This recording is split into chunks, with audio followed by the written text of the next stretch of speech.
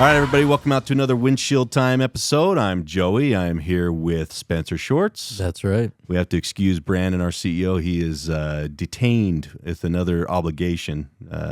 So today, our guest is Mike Jensen. Welcome, Mike. Oh, thank you. I call him Mikey, Michael. So There you go. do you have a middle name?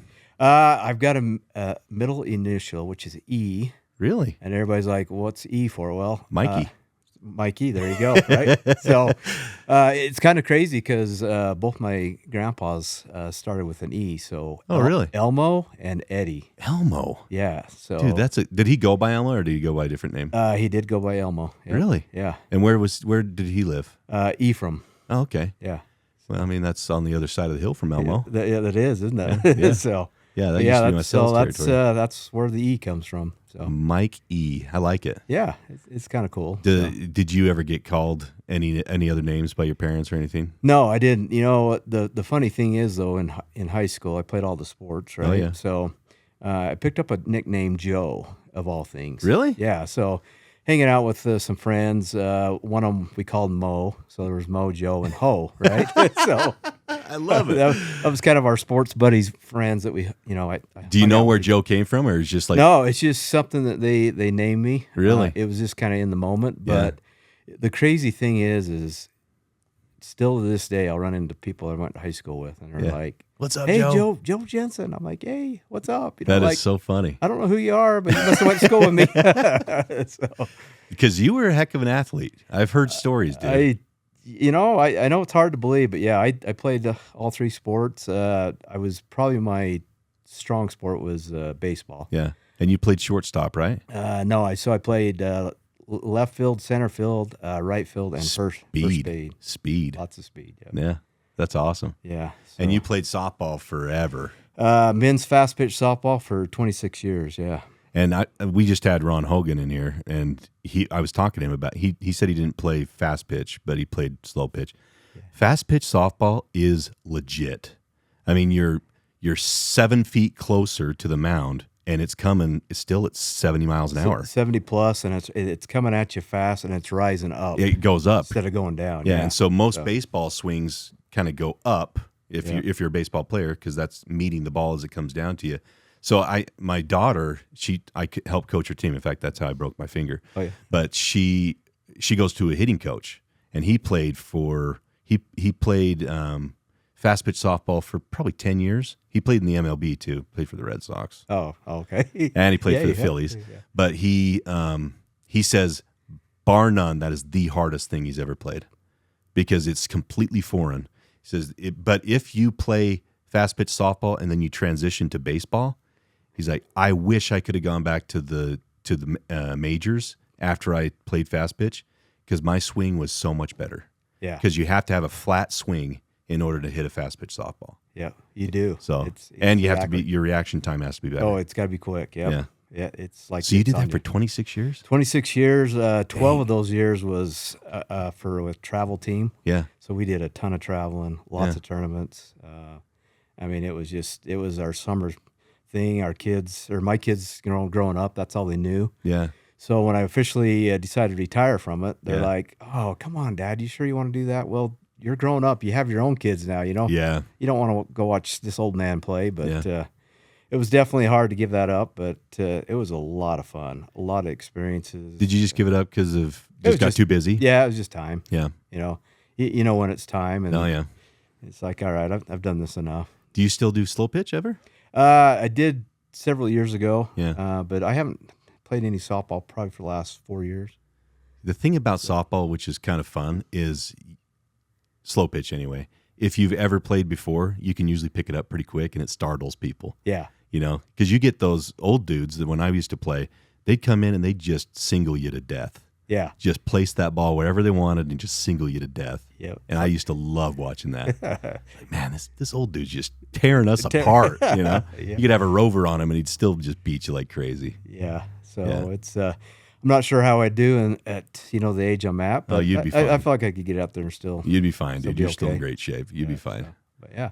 So baseball was your favorite sport. You still watch it? Still watch it. Unfortunately, a Red Sox fan. Red Sox, yeah. Unfortunately, they're not playing in the series, and That's okay. They'll be there soon, I'm sure. Yeah, and I don't want to say I definitely can't say I'm a Yankees lover because I'm not. So I don't blame you. It's okay. Yep. So. It's okay. We can still get along. But yeah, it's always a good time of year. I love the World Series. And yeah, it's always fun to watch. It's my favorite time of year. Yeah. I mean, it's not just my birthday, but you got football that's just starting. You still have college football that's going on. You got baseball that's just ending. The NBA, yada yada yada, whatever. Hockey's now starting. You know, we got the new hockey team, which is fun. Yep. Have you been to any of those games yet? I have. Yeah, I've been freaking to one. Fun, huh? It's awesome. Yeah, it's a good time. So fast compared to anything I've ever watched. Yeah. You know, that game is so fast. Oh yeah, you got to be watching at all times. Oh yeah, you're gonna miss something. So. Yeah, I was at a game the other night, and they don't often get a puck that goes over like center ice, but this time they did. These two guys just kind of met at center ice, and one of them tried to do a slap shot, and that puck went up in the air, and it clipped a guy on the 7th row on the side. Like he wasn't even looking at all. He's got his nachos in one hand, and that puck comes in and just clocks him in the head. Like, keep your head on a swivel around here, dude. Yep, exactly. So I think you might be among one of our longest tenured employees right now. You know, I think I might be there. Because how long have you been at the company? So I'm just completing my 37th year, getting ready to start my 38th. And that's pretty. I don't know that many others would be that. Do you know any others been here longer than you? I can't think of any. Yeah, I don't know. I don't know if anybody's been, because Phil was the longest, but he retired last year or 2 years ago. Yeah. There might be a few that are close to that, but that's definitely up there. Yeah. Yeah, it's, when I first started back in January of 87, that's when I started. Yeah. Back then I'm like, okay, got on this board with Contractors Heating Cooling Supply, and I'm like, okay, I'm going to do this for a couple of years. I'm going to move on. And just like all of us. Yeah, do something else. And, just it's funny how things work. And, back then it was like, okay, well, maybe I'll stick around for another year. And then, you change and they promote you or move you. So you're like, okay, well, maybe this isn't too bad. Maybe I'll stick around for 2 more years or something. Yeah. And you look down the road, you're like, it's been 37 years? 37 years. It's like, wow, okay, well, I'm still here. So, which is a great thing. And it's awesome. Especially in the world we're in today as Mountainland Supply as one. So it's just, to me, it's a lot of fun. And took a long time to get here, but we're here. Yeah, we're here. Yeah. Yep. So did you start as a driver? I did. I started as a driver. Yeah. Just out of the blue. I wasn't really looking for this job. I just had a good friend I went to school with. He was one of my neighbors. Mm-hmm. He just called me out of the blue. He was working for contractors back then, and he was in need of a driver. So he just called me and said, "Hey, what do you got going on?" Yeah, what do you want to do? You want to come and drive for us? I'm like, well, I don't know anything about heating. He says, oh, you don't have to. Yeah, just you know how to drive. So I just got set up with Ellis Allred. He was our president back then, and interviewed with him. And before I left the interview, he says, well, when can you start? I'm like, huh? Oh, really? I got the job? Oh, I guess I can start tomorrow. you know. So were you working anywhere at the time? Yeah. So I actually had a job back then at, I don't know if you remember the old Reams food stores. Absolutely. Yeah, the Reams in American Fork. Yeah, they still have one in Springville. Yeah. So I was back then. I was actually doing the purchasing for them. Oh, really? So I'd order in the stuff, and then they would come in, and then I'd go in at like 10 o'clock at night and stock it up. And really, yeah, it was kind of crazy. So you were stocking and facing shelves at night. Yeah. And back then, so when I'd get there, that time at night, gets to be about midnight. Yeah. You basically got the whole store to yourself. Oh, yeah. It was kind of eerie. I was going to say, was it weird? Yeah. You hearing like weird sounds. Yeah, I was like, distance. okay, this is weird. But, but it was a lot of fun. And so that's kind of what I was doing. I was trying to figure out what I wanted to do in life back then. And were you married yet or no? I wasn't. Okay. Yep. So just on the verge of that. In fact, just before I started it, so in December is when I got engaged. Okay. And back then I told her, hey, we're not going to plan our wedding until we're both kind of settled in jobs or figure out what we're going to do. And so we went from, got engaged in December of 86. Yeah. And then we married in August of 87. It's awesome. So, yeah. That is awesome. That was pretty cool. But. Good woman. Oh, she put up a lot of crap from you. I'm the luckiest guy there is in the whole world. You're dang close. Yeah. So when you first started, you were a driver. How long did you do that for? That was for it seems like I want to say maybe a couple years. Yeah. I went from the local driver. So back then I was the only driver. Yeah. So I'd come in the morning, load up my own truck, go south Utah County in the morning, come back, take a quick lunch, load back up, and then go north of Utah County in the afternoon. So you would stop at Point of the Mountain, probably? Basically Point of Mountain, yeah. Draper-ish. Yeah. So I'd just do that, and it was amazing how fast the day would go back then. Oh, and, but you was just constantly just go because, like you say, you had to do it all. So I did that for I think about a year and a half, and then became the long haul driver. Oh yeah. So back then we used to deliver to Richfield. Yeah. So I would go to Richfield and St. George in one day. Now, so you're just are you taking material to customer shops basically? Yeah. Mm-hmm. Okay. So a lot of times, what we would do there, especially if somebody had metal. Oh yeah. So you can imagine a truck just filled up. I mean, you'd get there, have to unload half the truck, take the metal off, then load it all back. Put it all back on, and then move on to the next stop. Maybe do it all over again, and then head down to St. George, unload all that, then come back. And obviously, I don't think you could get away with that today. No, with the logbooks and all that other stuff. Yeah, exactly. Yeah. So I did that for a short time, and then they wanted me to. Gary Abbott back then was our purchasing agent, and God bless. They wanted me to move in and help him in purchasing. Okay. He was in need of some help, so I reluctantly accepted it. Yeah. Back then, I'm like, "There's no way I want to do purchasing. There's just no way. I've done that at a grocery store. I don't want to not going to do that. Yeah. There's just no way." And so I got called in and accepted it. And then about 3 weeks after I started that, Ellis called me back in and just said, "Hey, we want you to be our full-time purchasing guy. We're moving Gary out." I went, "Huh?" Did Gary go into commercial? He did, yes. Okay. Yeah. So, they had plans for him, and I'm like, okay. So it's something I wasn't wanting, but became a purchasing agent and the purchasing agent. Yeah. And actually did that for the next 12 years. Did they have that plan the whole time? I think so. Did Ellis ever tell you? Okay. I think so. Yeah. He's like, we'll bring you in as a junior. 2 weeks later, you're the guy. You're it. You're it.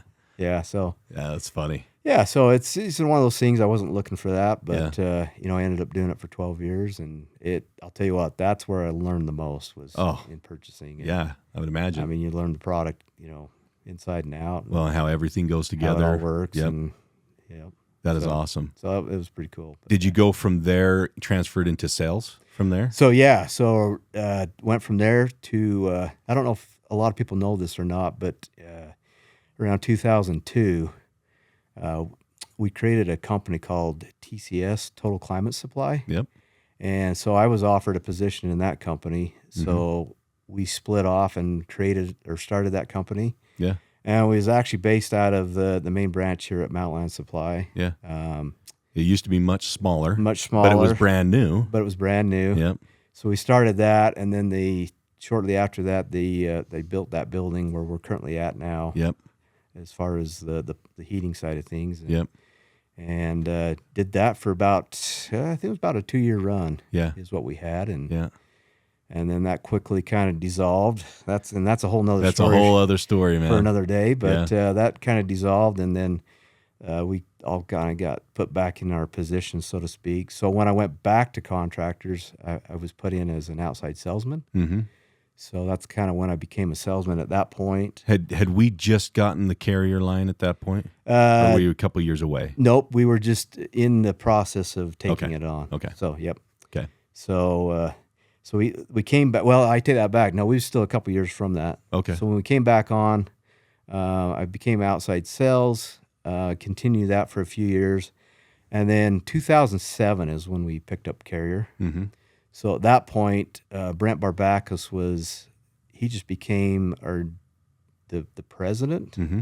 And also he hung on to the sales manager title as well. Yeah. So at that point he thought, well, there's just no way I can wear the two hats. Right. So let's some help. Let's get a sales manager in here, and that's something else I wasn't looking for. That was the last thing I had on my list, right? And he called me in and presented or offered that position to me, and I went, oh, okay, yeah. So, but didn't you go to school for marketing? I or did some I marketing? had some classes in high school and Yeah. stuff for marketing. We did some fun videos back then Yeah. for marketing, but Maybe that's what I remember, because Yeah. when you first, like, I first saw you do a presentation, it was like awesome. And you're like, oh yeah, well, yeah, I did a little bit of videos back in the day. yeah. But you do a good job with Yeah, it was presenting back stuff in like the camcorder days. So. that. Yeah, a little editing, little clip. VHS. Yeah, Yep. yeah, it's awesome. So, yeah.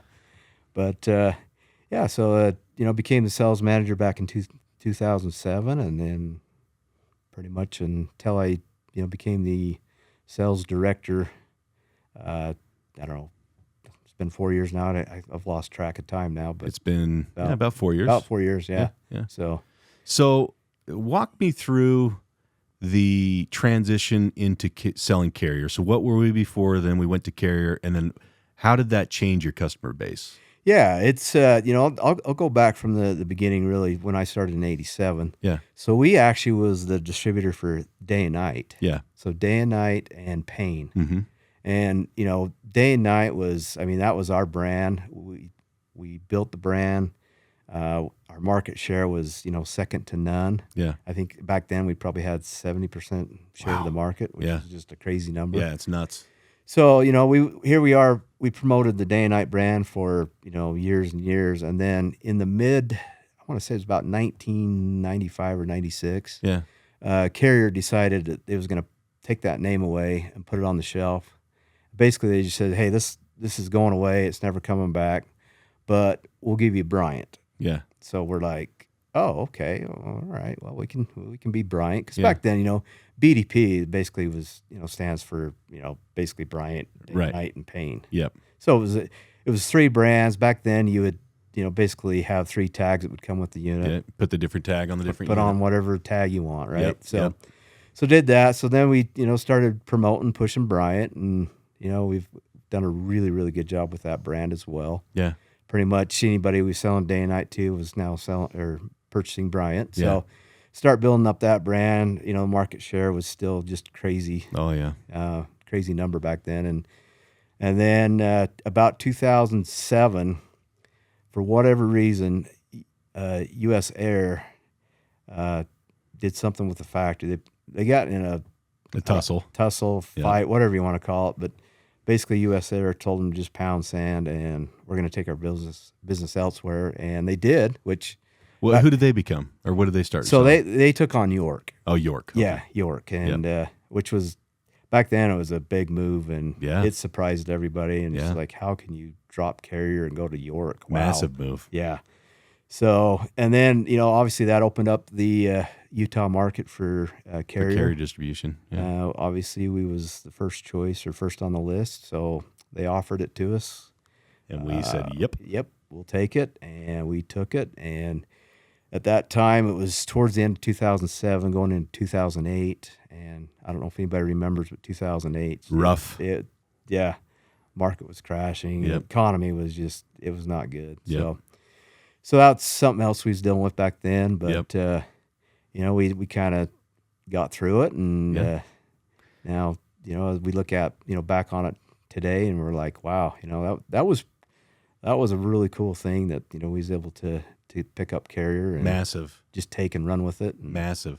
Yeah. I mean, and Carrier, BDP is by far our largest vendor as a company. yes, yeah, And so that relationship over the years has been and is and will continue to be extremely important. When we took on Carrier, not only did you take on that brand, but then you had to go into a bigger building, you had to get more inventory, you had to have certain SKUs on the shelf. So you didn't just have one thing happening in sales, you had operational things that were happening and financial things that were happening all at the same time. Yep. Which is just a massive undertaking, yeah, And when you think about that today, it's like I can't even believe that happened. yeah, You know? exactly. It's like the stars aligned and that worked. how did it happen? Yeah, So, yeah, it's awesome. yeah, it's a cool thing, and obviously we're glad we got Carrier. Oh yeah, Yeah, and so that relationship led us to be able to open up territories as well with different brands, like in Idaho. So our relationship with Carrier led us to being able to having a different brand in Idaho, Yes. in Comfort Maker. in Comfort Maker. Yep. But it's all because you had relationships, right? Exactly. Everything's off of relationships. Yep. And you've served with Carrier in Bryant as part of the dealer council, right? Yes, I serve on or the distributor council. I'm sorry, distributor advisory council. Yes. So, what does that entail? So that basically what it is so they have so I serve on the Bryant DAC, Distributor Advisory Council. So we have 2 meetings face to face a year, and then every other month we have an hour and a half phone call. Yeah. And basically what we're doing is we're trying to make a difference. We're trying to drive that brand. So if there's any issues or something we want changed or certain programs we want specific to Bryant, that's where it's coming from, is that advisory council. Yeah. Carrier also has one. ICP also has their side as well. So, which is International Carrier Products. Yeah, and usually people that serve on these things, usually it's you get on them and you serve for quite a while. Yeah. They're usually 3-year terms, but a lot of people serve 20, 30 years on them. Because you've been on there probably 10 years. I think I'm about 10 years now. Yeah. But I think that's kind of it's unique. Number one, that a manufacturer has that type of drive to continue to make themselves better. Yeah. And that there's a direct conduit from you advising them on how to go to market. Correct. Yep. I think that's awesome. Yeah, it is. It's, you feel like, okay, yeah, they are listening to us. They are, they care. They care. Yeah. They're not just going to just leave you out look on at an us island and say, nope, too bad, so sad type Yeah. of deal. But yeah. No, that's awesome. Yeah. So, what's one thing that you would tell somebody who's just starting at Mountainland today on how they can be successful? One thing that I could say is, and I preach this a lot, and I think it's been said on this thing, but I'll always say the same thing. Just put your head down, go to work, and learn as much as you can. It's an exciting time at Mountainland right now because there's lots going on, and there's so many opportunities out there. And if you're just patient, the right opportunity is going to come your way, and you'll be rewarded for all your hard work and for what you're doing and learning as well. You're spot on. It's interesting that so many people have said the same thing, but you said the same thing because it's true. Yeah. There's Exactly. trends for a reason. There's all those things happen for a reason. And I think being at a company that rewards merit the way that our company does, how could you ever want for anything more? Yeah. Exactly. They're not just giving out raises or promotions to people who, have just been here a long time. It's you rise and fall based upon your merit and how much you contribute. Yep. And that's awesome. I think that's why we're able to attract so many different people and successful people, driven people, is because you're rewarded for that type of behavior here. So Yep, exactly. it's awesome. So it is. So you got any parting shots? You want to say go Red Sox or something? Hogan did. Well, I won't use that one then. I hate to say it, but go Dodgers. Bastard. Well, Mikey, I appreciate you, bud. Sure love you. Yeah. You're a good man. I appreciate you. Yeah. And thank you, everybody, for jumping in with us and spending some Windshield time, and we'll catch you down the road.